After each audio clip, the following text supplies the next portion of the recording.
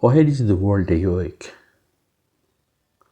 In the senses, people want to eat and drink and have children, and then they die a dog's death. They are always awake for the senses. Even their religion is just for that. They invent a God to help them, to give them more women, more money, more children. Never a God to help them become a more God-like Swami Vivekanand. Why is the sage awake?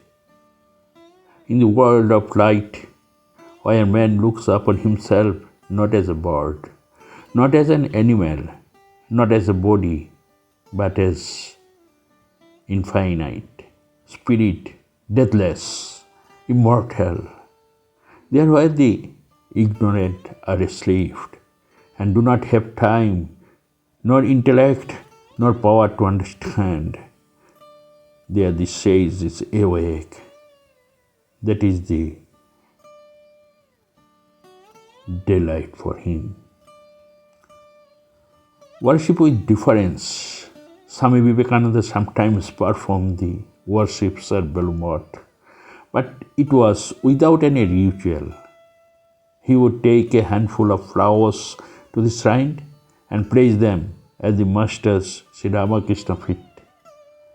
Not uttering any mantras, Sri Sharada Devi also performed this kind of worship.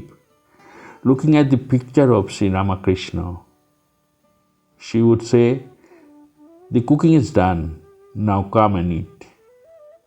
It was as if she were taking the master of his seat. Root cause of all sufferings. A poor man narrated his 83 problems to Buddha and asked for his solutions. Buddha simply said, "I can't do anything." The man was very much disappointed and he said, "I heard your name, that you are a Buddha and you help people to overcome sorrows. Is it not true?" Buddha said, "Yes, it is the true." The man said, "Then why don't you help me?" Buddha said, "Listen, I can't help you to solve 83 problems, but yes, I can help you to solve your 84 problems, that there is no suffering in this life. Suffering is our own creation. We blame others. We all are adopting the attitude of ignorance towards the life, and this has been one of the reasons that our life is full of such dense darkness. Neither we have that aliveness in our speech, nor is there peace in our eyes. Just we all are dragging our lives.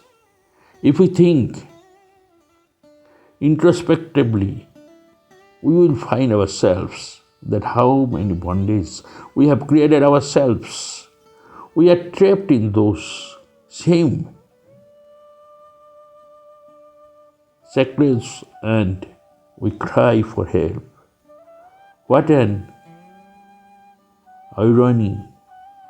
On one hand, we are chaining ourselves, and on the other hand, we are crying so that someone can set us free. Buddha Sharanam Gacchami. Remember, you are above all. Salvation is in your own hands. Liberation is on your own efforts.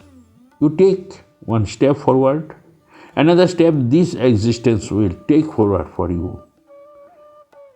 There is an invisible among all of us, and he guides us every step of the way. All that is necessary is that we move towards that invisible. We should embrace that invisible and move the direction of our life towards the liberations. As all the river of the world constantly pour their waters into the ocean, but the ocean's grand Majestic nature remains undisturbed and unchanged.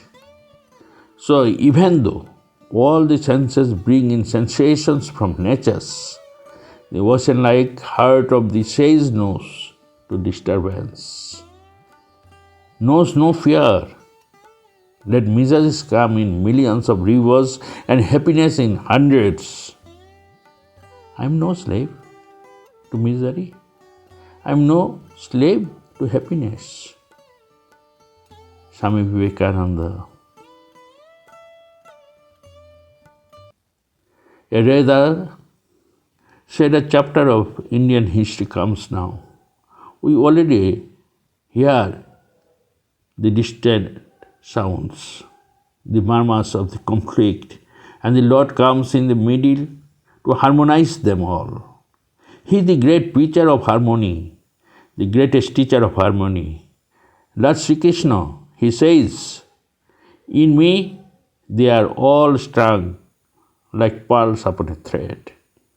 And possibly there was a period of harmony and calmness.